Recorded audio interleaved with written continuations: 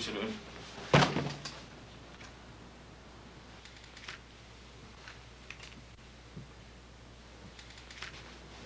اسم ایرج. هدف از این مأموریت؟ جواب بده. خرابکاری. برای من اونچه که به شکل معما در اومده اینه که چطور توالت زنونه رو برای این کار انتخاب کردی؟ قربان چاره دیگه نداشتم.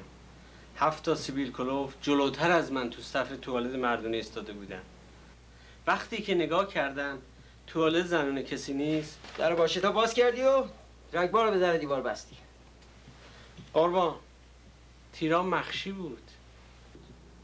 حالا جون خودت خود نیست اسم شما رو تروریست میزنن.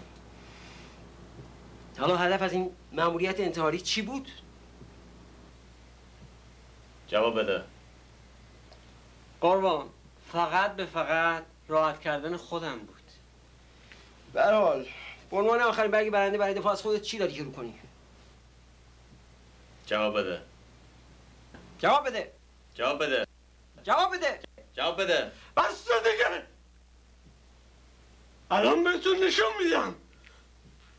بگیرش. جیباشو بگرد. کن نخوره. ببینم. بده من.